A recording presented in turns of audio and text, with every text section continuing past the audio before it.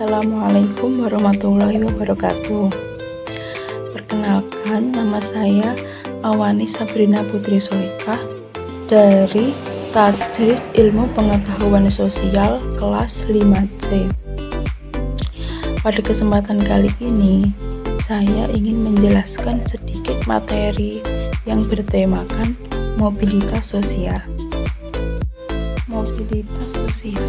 Yang pertama, pengertian dari mobilitas sosial. Pernahkah kalian berpikir mengapa ada orang yang selalu bertanggung jawab di sekitar kita? Lalu mengapa ada jarak dalam sosial antara si kaya dengan si miskin? Lalu mengapa sebagian besar individu berlomba-lomba untuk mengubah taraf hidupnya untuk mendapatkan tempat yang terhormat di antara masyarakat? Nah, pertanyaan-pertanyaan tersebut akan terjawab melalui konsep sosiologi yang dikenal dengan istilah mobilitas sosial. Realitanya pada masyarakat kita terdapat suatu sistem yang dikenal dengan istilah hierarki sosial. Adapun hierarki sosial ini kita bisa mengibaratkan seperti sebuah tangga. Nah, di sebuah tangga tersebut tersebar beberapa individu-individu atau kelompok-kelompok, dan di dalamnya itu terdapat ada yang berada di atas, ada yang berada di bawah, ada pula yang berada di bagian tengah yang akan menuju atau yang ingin berusaha untuk menggapai tangga paling atas. Nah, para individu atau kelompok yang melakukan pengalihan sosial disebut dengan istilah mobilitas sosial. Secara alamiah, sebagian besar individu akan berlomba-lomba dalam perubahan sosialnya dan mencapai puncak hierarki sosial yang diinginkannya. Seperti ada yang ingin mendapatkan pengakuan dari masyarakat atau ingin mendapatkan status sosial di antara masyarakat. Ada pula yang ingin keluarganya itu merasa dihormati dan lain sebagainya. Apapun keinginannya, kegiatan tersebut merupakan bagian dari mobilitas sosial. Nah, mobilitas sosial sendiri terbagi menjadi dua bentuk, yaitu mobilitas sosial vertikal dan mobilitas sosial horizontal. Nah, yang pertama ada mobilitas sosial vertikal. Contohnya, pernahkah kalian mendengar ada berita yang cukup viral di Indonesia mengenai kisah perempuan berprestasi bernama Raini yang merupakan anak dari seorang tukang becak? Nah, Raini yang bukan berasal dari keluarga yang terpandang ini berhasil dikenal sebagai wisudawan terbaik di Universitas Negeri Semarang dengan mendapatkan nilai IPK yang tinggi. Tidak selesai di situ, ia kemudian melanjutkan studinya, studi S2 dan lanjut ke studi S3 melalui beasiswa di Universitas Birmingham di Inggris. Nah, kisah hidup Raini ini menggambarkan fenomena mobilitas sosial vertikal naik atau ke atas. Raini berhasil mengubah cara sosial dirinya serta semakin baik saat dipandang keadaan sebelumnya dengan keterbatasan ekonomi yang ada. Meskipun ayah Raini tidak berpendidikan tinggi dan hanya berprofesi sebagai tukang becak, tetapi Raini mampu menempuh jenjang pendidikan yang tertinggi berkat usaha dan kerja keras yang akhirnya Raini bisa menjadi seorang dosen. Dan beralih ke contoh selanjutnya, masih ingatkah kalian dengan Ketua DPR RI Setia Novanto yang terbukti bersalah dalam kasus korupsi EKTP? Nah, karena kasus korupsinya, ia dijatuhi hukuman selama 15 tahun penjara, 500 dan denda 500 juta serta dicabut hak politiknya selama 5 tahun oleh pengadilan. Hal yang mewujudkan Setia Novanto dapat kita sebut sebagai mobilitas sosial vertikal turun. Dalam hal ini, Setia Novanto telah berpindah posisi menjadi lebih rendah atau lebih turun. Dalam hal ini, karena ia yang sebelumnya memiliki jabatan sebagai Ketua DPR RI berubah menjadi seorang narapidana yang kehilangan status sosialnya di mata masyarakat. Lalu yang selanjutnya yaitu mobilitas sosial horizontal. Dalam mobilitas sosial horizontal, posisi sosial individu tidak menjadi lebih tinggi atau lebih rendah, melainkan sejajar seperti pada posisi sosial sebelumnya. Itulah mengapa dikategorikan sebagai horizontal. Nah, sebagai contohnya, ada seorang guru SMA yang dipindah tugaskan dari Bandung ke Jakarta. Guru tersebut tergolong mengalami mobilitas sosial horizontal karena ia hanya berpindah tempat kerja saja, dan tidak mengalami kenaikan ataupun turun dari jabatannya sebagai guru SMA. Nah, dalam mobilitas sosial sendiri terdapat faktor pendorong dan juga faktor penghambat.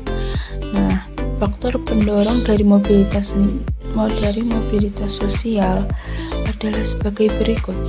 Yang pertama, pastinya adalah status sosial.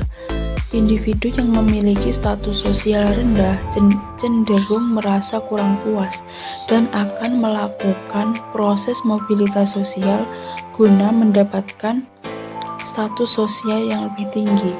Lalu yang selanjutnya ada situasi ekonomi. Nah, dengan ekonomi yang baik, kita bisa mendorong individu untuk melakukan mobilitas sosial. Misalnya, kita bisa membuka bisnis, membuka kafe, ataupun membuka toko-toko untuk usaha. Lalu, ada situasi politik. Keadaan politik yang baik akan memberikan kesempatan masyarakat untuk melakukan mobilitas. Nah, misal dalam negara demokrasi seperti Indonesia ini, individu diberikan banyak kebebasan dalam kehidupan dan menentukan nasibnya sendiri. Lalu selanjutnya ada situasi sosial budaya. Kondisi sosial pada suatu wilayah dapat terlihat dari budaya penduduknya. Apabila penduduk terbuka terhadap perubahan, maka akan memudahkan individu untuk melakukan kegiatan mobilitas sosial. Lalu selanjutnya ada kondisi geografis. Secara geografis ya, wilayah perkotaan akan lebih banyak menarik perhatian individu untuk melakukan mobilitas sosial karena di perkotaan akan lebih banyak terbuka lowongan pekerjaan daripada di wilayah pedesaan. Nah, selanjutnya latar belakang etnisitas. Pada beberapa etnis tertentu, seorang anak diharuskan pergi ke suatu wilayah lain dan melakukan mobilitas sosial. Lalu ada faktor penghambat mobilitas sosial. Ada beberapa faktor yang dapat menghambat individu untuk melakukan mobilitas sosial, yaitu sebagai berikut. Yang pertama ada perbedaan kepentingan. Kompetisi atau pesaing dalam melakukan mobilitas sosial vertikal antar satu individu dengan individu lain akan menunjukkan perbedaan kepentingan. Apabila kepentingan yang tidak dapat dikelola, maka akan menghambat individu untuk melakukan posisi sosial yang lebih baik. Lalu ada diskriminasi suku, etnis, ras, dan agama. Lalu faktor penghambat berikutnya ada diskriminasi gender. Lalu ada juga kemiskinan.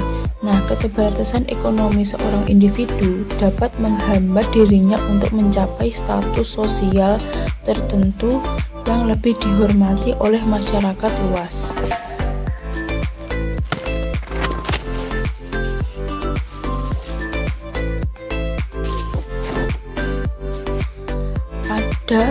Dalam mobilitas sosial, ada beberapa saluran yang memungkinkan individu untuk melakukan mobilitas sosial, seperti pada institusi pendidikan. Tingkat pendidikan dianggap sebagai faktor penting yang dapat meningkatkan status sosial seseorang. Institusi pendidikan yang dimaksud bukan hanya pendidikan formal, namun juga informal dan non-formal. Sebagai contoh, sekolah dan universitas merupakan institusi pendidikan yang berperan sebagai saluran mobilitas vertikal bagi seseorang yang ingin mendapatkan pekerjaan yang mapan dan meningkatkan taraf kehidupannya. Lalu yang selanjutnya ada institusi keagamaan. Nah, tempat-tempat keagamaan memungkinkan orang untuk melakukan mobilitas sosial. Seorang pemuka agama seperti seorang ustadz ataupun pastor dipandang sebagai orang yang berkedudukan tinggi dan dihormati oleh masyarakat. Lalu selanjutnya ada organisasi politik. Nah, organisasi politik seperti partai politik merupakan saluran yang memungkinkan individu untuk melakukan mobilitas sosial vertikal. Para tokoh-tokoh politik cenderung dipandang memiliki status sosial yang tinggi di mata para pendukung dan masyarakat luas. Ada juga organisasi ekonomi. Dalam hal ini, organisasi ekonomi sebagai saluran mobilitas sosial dapat merujuk pada suatu perusahaan.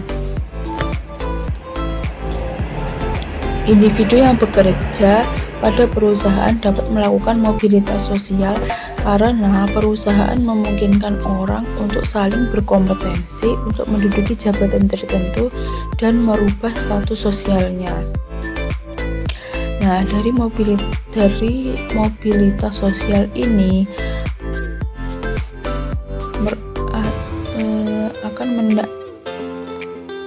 akan mendapatkan dampak positif serta dampak negatifnya. Yang pertama, dampak positif dari adanya mobilitas sosial ini, yang pertama, mendorong individu untuk berusaha memperbaiki kehidupannya.